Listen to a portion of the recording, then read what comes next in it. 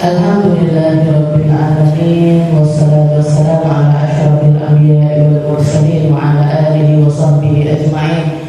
Subhanaka la ilma lana illa ma 'allamtana innaka antal alimul hakim. Rabbi shrah li sadri wa yassir li amri wahlul 'uqdatam min lisani yafqahu qawli. Amma ba'd. Alhamdulillah ala nikmatil Islam, alhamdulillah ala nikmatil iman wa kafa biha min ni'mah. Alhamdulillah, segala puji bagi Allah Subhanahu wa Ta'ala yang mengumpulkan kita di dalam kebaikan, yang mengumpulkan kita di dalam hidayahnya Allah Subhanahu wa Ta'ala, yang mengumpulkan kita di dalam perkara yang menjadi mukjizatnya Nabi kita Nabi Muhammad sallallahu alaihi wasallam, perkara-perkara yang tidak ada keraguan di dalamnya, tidak ada pengingkaran di dalamnya. Segala sesuatu yang diletakkan sama Allah Ta'ala di dalam Al-Quran merupakan perkara hidayah untuk umat manusia. Maka di kesempatan hari ini saya diundang khusus untuk peringatan Hari Santri,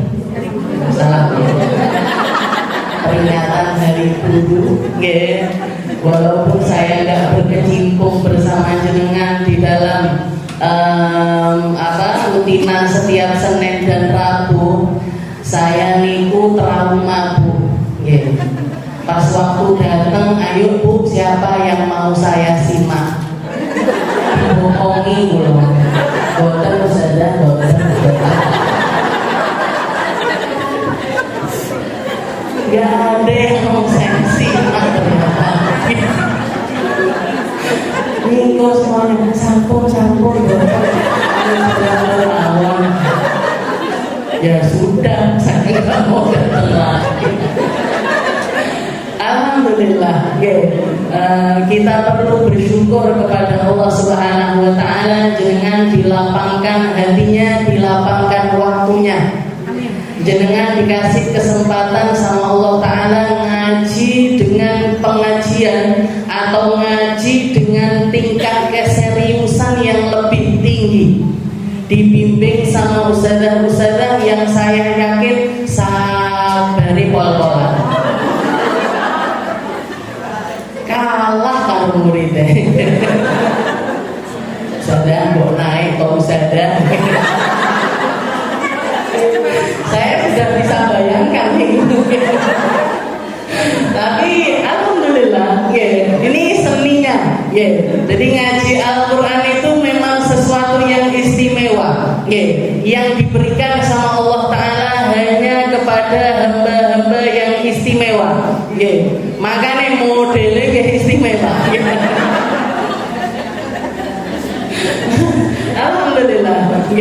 Jadi Allah Subhanahu wa Ta'ala mengatakan wa awratnal kitabal ladzina astafainahu min ibadina. Katanya Allah Ta'ala, saya mewariskan Al-Quran ini hanya kepada hamba-hamba terpilihku. Istofainahu. Istofa itu kayak sofwahu. Jadi kayak disaring, terus disaring lagi, terus disaring lagi, terus disaring lagi, sampai ke tempat yang paling murni. Merekalah orang-orang yang diberikan sama Allah Ta'ala Al-Quran. Sebagaimana sebutannya Nabi kita Nabi Muhammad sallallahu alaihi wasallam, salah satu julukannya beliau adalah Al-Mustafa, satu-satunya yang paling murni. Kalau Allah Ta'ala mengatakan di dalam Al-Quran juga untuk para nabinya, kami memilih Adam wa Nuhan wa ala Ibrahim wa ala Imrana alal alamin. Kami saring dari golongan para nabi-nabi ini, termasuk yang paling mulia adalah Nabi Allah Adam, Nabi Allah Nuh. Setelah itu dari keluarganya Imran, wa ala Ibrahim, keluarganya Ibrahim dan juga keluarganya Imran. Lah untuk para pemangku Al-Quran, orang-orang yang baca Al-Quran, yang belajar Al-Quran, yang memahami Al-Quran, apalagi sampai mempelajarinya harfan-harfan, abu, a, menganga, dikeluarkan suaranya dari dalam a, ba, ta, dengan usianya jenengan yang sudah sekian ini. Lek jere wong Jawa ilate wis mlungker. Bo dari belakang dimajukan ke depan. Iki piye? Jangan pasti bingung nih. Dengan segala kesibukannya jenengan dan segala aktivitasnya jenengan meluangkan waktu untuk mempelajari Al-Quran secara detail. Niki istimewa sekali.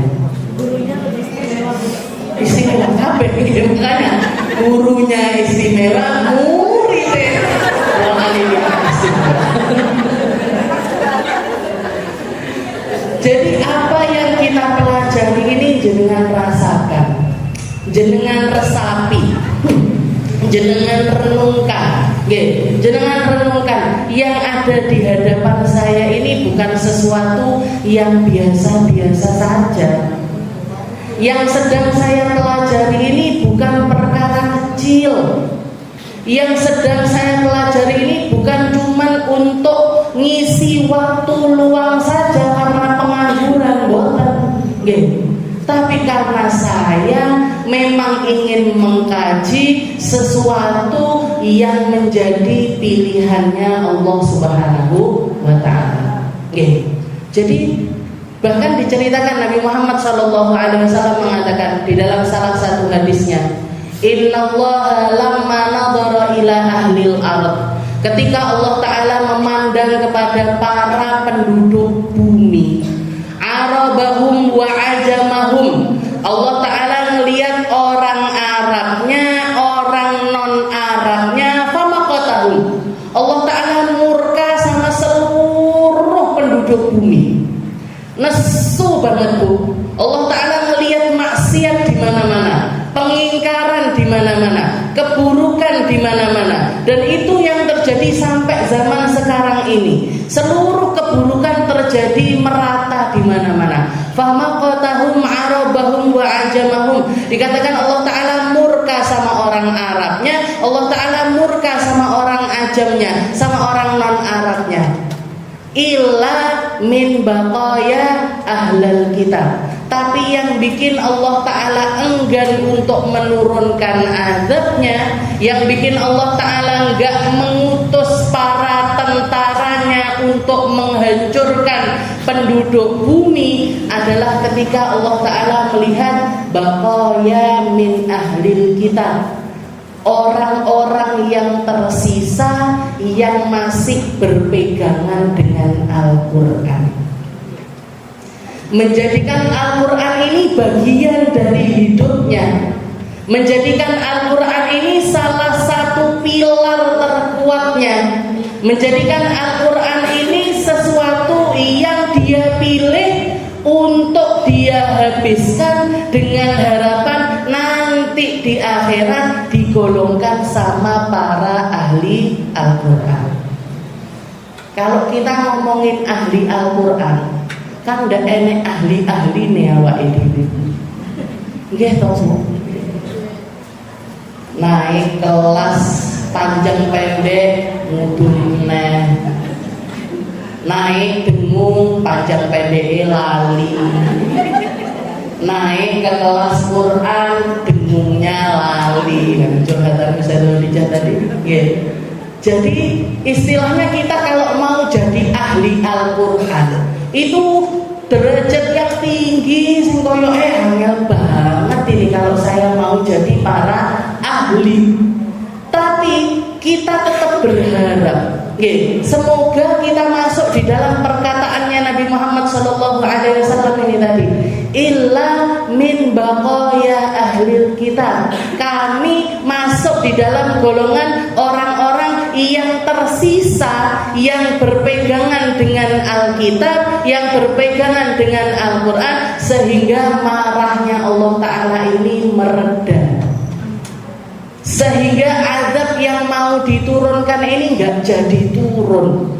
Keburukan yang harusnya nyampe ke manusia ini nggak jadi nyampe.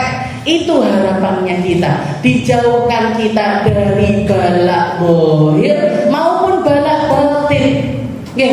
Balak zahir yang sekarang ini kita lihat di mana-mana, zina biasa, pembunuhan biasa, pencurian biasa, orang nggak malu lagi untuk telanjang bahkan di panggung-panggung kebesaran. Ini kan balak zahir. Ini kan balak yang keburukannya ini nampak. Belum lagi yang batin, rusaknya akidahnya umat, rusaknya pemahaman umat, jauhnya mereka dari Al-Quran, jauhnya mereka dari perkara-perkara indah yang Allah Ta'ala turunkan lewat Al-Quran untuk dirasakan para ahli iman. Kalau orang ahli imannya nggak bisa merasakan manisnya Al-Quran, terus sopo sing ngicipi manisnya Al-Quran?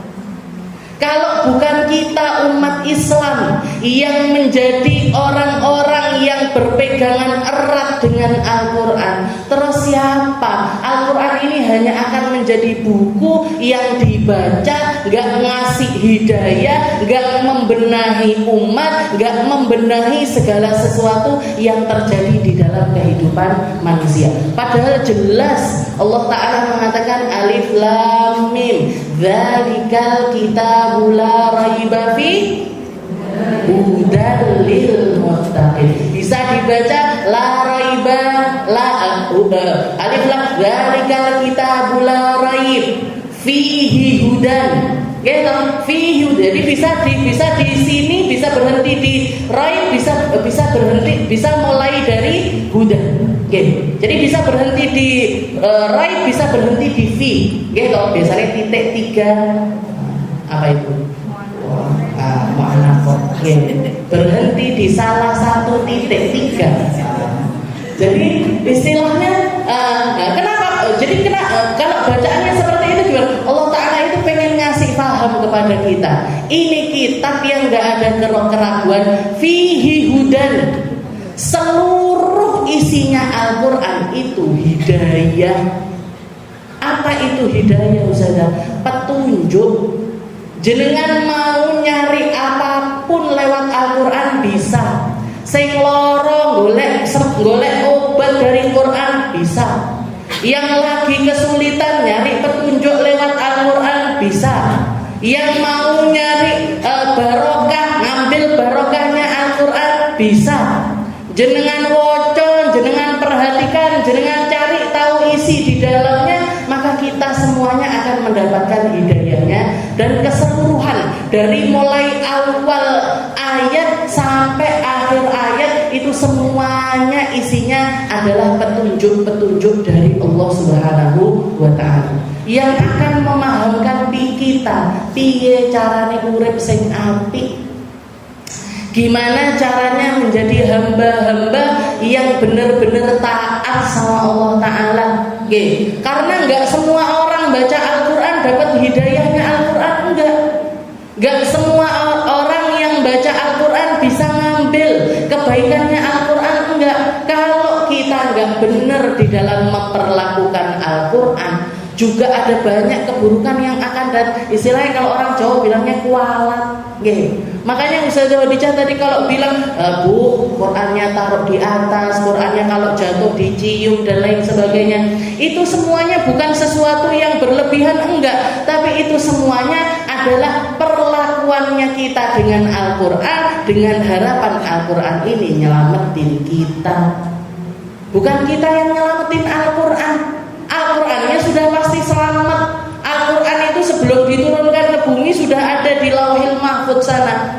Dijaga sama malaikat, dijaga sama makhluk-makhluknya Allah Ta'ala yang gak pernah bermaksiat. Setelah itu diturunkan sama Allah Ta'ala ila sama'id dunya di langit yang paling dekat sama bumi. Setelah itu diturunkan sedikit demi sedikit kepada Nabi Muhammad SAW dalam kurun waktu 23 tahun. Jadi yang semacam ini nggak berlebihan sama sekali. Karena sesuatu yang mulia kalau kita nggak memperlakukannya dengan baik, justru malah dia yang menyalahkan kita. Makanya Nabi Muhammad mengatakan Al-Quran Ja'atil Quran yaumal qiyamah. Al-Quran nanti datang dan di hari kiamat nanti imma hujjatun la au hujjatun alaih. Kalau enggak jadi pendorongmu menuju surga, ya jadi yang geret kamu ke neraka. Jadi interaksi sama Al-Quran itu harus berbeda. Kenapa? Hidayah ini, mukjizat ini, sesuatu yang sangat-sangat dimuliakan sama Allah Ta'ala. Makanya sampai megangnya pun berbeda, bawanya pun berbeda. Gak boleh dipegang kecuali kita dalam keadaan suci. Gak boleh sembarangan diletakkan dan lain sebagainya. Dan Nabi Muhammad SAW memperlakukan Al-Quran juga semacam itu. Bacanya ngati-ngati. Kalau Sayyidah Ummu Salamah menceritakan karena qiraatan Nabi sallallahu alaihi wasallam qiraatan mufassaratan harfan. Karena Sayyidah Ummu Salamah, Nabi Muhammad itu kalau baca kayak orang baca yang siapapun yang mendengarkan bacaan Al-Qur'annya Nabi langsung paham sama apa yang diinginkan sama Allah Ta'ala di dalam ayat tersebut. Qira'atan mufassaratan, bacaan yang penuh tafsir, bacaan yang bisa dibaca sama orang-orang sebagai Allah Ta'ala itu pengennya gini, Allah Ta'ala itu pengennya gini. Setelah itu ditambahin lagi katanya beliau harfan. Apa maksudnya bacaannya? Seperti yang diperintahkan sama Allah Ta'ala, warattilil Qur'ana tartila. Bacaan Al-Quran itu dengan cara tartil. Gak ada ceritanya orang tartil cepet-cepet, tidak enek. Dek enek ceritane orang tartil, Ustazah kancaku wis nang Quran, mosok aku ndak Quran. Gak ada ceritanya kayak gitu itu, Bu. Nikmati Al-Quran untuk jadi bagian hidupnya jenengan. Saya mungkin saya nggak panjang kan ini, jangan panjang. Jadi saya pernah, Bu, ketika belajar di Hadramut dulu itu, tahun pertama itu nggak ngafalin Al-Quran. Ya, tahun pertama itu hafalannya itu cuman hafalan yang ada di kelas. Ngafalin surat Al-Kahfi, ngafalin surat An-Nur, ngafalin surat Fadhailus Suwar. Jadi surat-surat yang sering diamalkan untuk jadi amalan harian itu yang kita hafalkan di tahun pertama. Lah tahun kedua itu Habib Umar di Ramadan, saya ingat sekali itu Ramadan tahun kedua saya di sana itu Habib Umar itu dapat isyarat, dapat mimpi di mana beliau itu begitu dapat mimpi tersebut langsung guru-guru di Darul Mustafa itu dikumpulin sama beliau. Ternyata kurikulumnya langsung dirubah. Kurikulum pelajaran di Darul Mustafa Darul Zahra itu pondoknya Habib Umar itu diganti menjadi hafalan Al-Quran. Bahkan peraturannya di Pondok Putra itu ekstrim. Kalau mau bertahan di Darul Mustafa minimal hafal Al-Quran 15 juz. Sama Riyadhus Shalihin setengah. Riyadhus Shalihin setengah Al-Qurannya 15 juz. Selain itu keluar dari Darul Mustafa, kalau mau masih bertahan di Tarim silahkan belajar di pondok-pondok furuk, pondok-pondok kecil. Kalau enggak gitu dipulangkan. Waktu itu heboh sekali. Anak Indonesia yang dipulangkan sak pesawat. Jadi wong-wong ini baru pulang dari Darul Mustafa, padahal dipulangkan. ndak kuat ngapal nih Quran, akhirnya dipulangkan. Jadi istilah satu pesawat itu waktu itu anak Indonesia yang dipulangkan. Jadi kurikulumnya diganti, ternyata Habib Umar bikin peraturan seperti itu karena dapat isyarat dari Nabi Muhammad SAW. Beliau mimpi didatengin Nabi, Rasulullah bilang sama Habib, bilang sama Habib Umar, Ainal Quran fi ma'hadik. Gimana kabarnya Al-Quran di pondokmu? Apa kabarnya Al-Quran di pondokmu? Dikasih isyarat seperti itu, tok bu, kurikulumnya langsung diganti sama Habib. Langsung diganti waktu itu juga. Jadi Syawal pembukaan tahun ajaran baru itu kita akhirnya masuk ke kelas Al-Quran. Begitu saya masuk kelas Al-Quran, akhirnya saya ngafalin, karena masih mau bertahan di situ. Kalau di Pondok Putri tidak masalah, ngafalin sambil jalan-jalan, karena nggak ada pondok furu, karena nggak ada pondok kecil-kecil di sekitaran situ yang untuk putri itu nggak ada. Akhirnya anak putri dipersilahkan untuk bertahan, yang penting tetap mau ngafalin Al-Quran. Akhirnya saya ngafalin Al-Quran. Dan takdirnya Allah Ta'ala, bu, saya itu selama 1 tahun, selama 1 tahun ngafalin, nggak keluar menstruasi sama sekali. Nggak mens sama sekali 1 tahun. Kakak saya yang bingung, diobat nih, minum jamu, dibawa ke ubah-ubah. Apa badanmu nggak sakit-sakit? Enggak. Setahun itu saya nggak haid sama sekali. Jadi kalau setoran hafalan itu setiap hari saya mesti setoran. Satu kaca itu setiap hari setor. Akhirnya satu halakoh Al-Quran gini, ada sekitar 10 atau 12 anak waktu itu. Jadi satu halakoh itu saya sudah nyampe juz 8, juz 9. Itu teman-teman itu masih juz 3, juz 4. Bahkan ada yang Al-Baqarah nggak keluar-keluar. Anak Jawa Tengah, teman saya anak Jawa Tengah. Jadi dia ini teman-temannya sudah sampai juz 5, juz 6, saya sampai hampir juz 10 waktu itu. Dia ini juz 1 nggak selesai-selesai. Sampai anaknya itu sumpah ngomong sama putrinya Habib, Ustazah Aisyah itu dicurhatin, Ustazah saya ini gimana kok nggak keluar-keluar. Ditenangin sama Ustazah, ditenangin, pokoknya ditelatenin aja Al-Quran. Dan waktu itu teman-teman yang sudah hafalannya ini sudah banyak-banyak, ada perasaan, punya perasaan, biasa toh, satu kelompok ada yang paling menonjol, yang paling akeh hafalane atau naiknya paling cepet, itu kan biasanya merasa, wah aku pintar dewi. Nah itu sempat beberapa dari halakoh ini merasakan yang semacam itu. Dipanglah Josiji nggak barbar ini. Akhirnya Bu Ustazah Aisyah ini negur kita. Ustazah Aisyah ini negur kita dengan perkataan seperti ini. Kalian itu jangan pernah merasa lebih baik daripada temanmu yang hafalannya nggak banyak ini.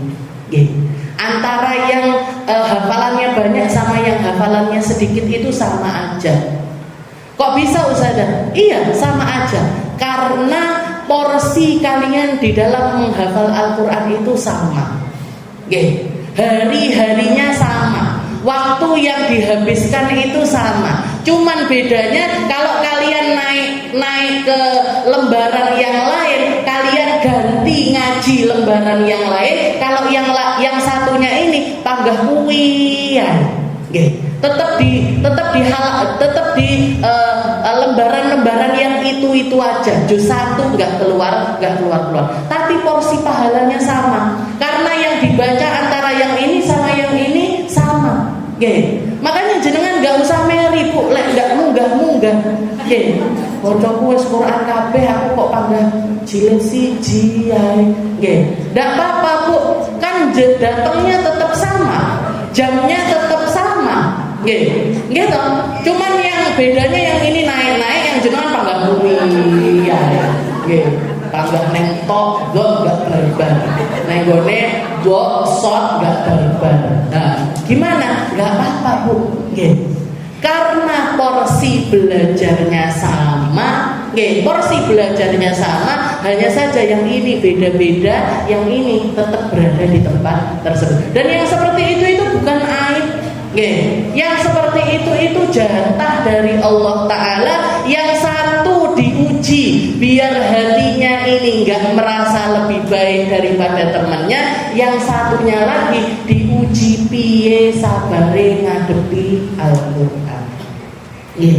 Jadi sama-sama ujian bagi kita bersama. Gurune yo ben panggah sabar, muridé yo kudu sabar. Ini kayak hubungan antara manusia itu loh, Bu. Kalau cuman bertepuk sebelah tangan loro.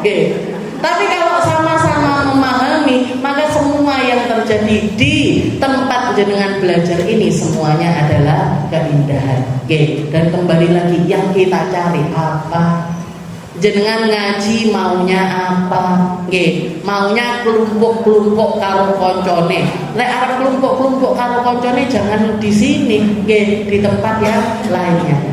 Jadi niatnya ditata, tujuannya ditata, rasa hatinya ditata agar hidayah dari Allah Ta'ala ini benar-benar turun kepada kita. Mungkin diistiqomahkan sama Allah Ta'ala, mungkin diberkahi sama Allah Ta'ala, mungkin dikasih pahala terbaik untuk jenengan semuanya, juga untuk ustadzah-ustadzahnya, semoga selalu dijaga sama Allah Ta'ala, hari-harinya dijaga, rezekinya dijaga, kesehatannya dijaga, kesabarannya dijaga, ketelatenannya dijaga, dan semoga apa yang kita usahakan ini dipandang sama Allah Ta'ala sebagai perkara yang baik, perkara yang akan bawa kita menuju surganya Allah Ta'ala, perkara yang akan membuat kuburan kita menjadi bersinar terang, yang akan menjadi sebab dari luasnya tempat kembali kita di akhirat nanti, dikumpulkan, dipantaskan kita untuk bersama-sama dengan para nabi-nabinya Allah, bersama para rasul-rasulnya Allah, dengan para ulama-ulama, dengan manusia-manusia mulia yang semuanya tidak ada di antara mereka kecuali nggak pernah melepaskan diri dari Al-Quran, nggak pernah melepaskan diri dari firman-Nya Allah. Mereka menjadi hamba yang taat, mereka menjadi hamba yang istiqomah, mereka menjadi hamba-hamba yang diangkat derajatnya setinggi-tingginya oleh Allah Subhanahu wa Ta'ala. Dan mungkin kita, orang tua kita, anak cucu kita, semua orang yang kita sayangi dijadikan sama Allah Ta'ala para ahli Al-Quran, menjadi para penghafal Al-Quran, menjadi para pemaham Al-Quran, menjadi ulama-ulamanya Allah Ta'ala yang akan menebarkan Al-Quran dimanapun mereka berada, dijadikan anak-anak cucu-cucu yang Al-Quran ini menjadi bagian dari kehidupan mereka. Ala hadhihi niyah wa ala kulli niyatin salihah wa ila hadratin Nabi Muhammad sallallahu alaihi wasallam bisirril Fatiha.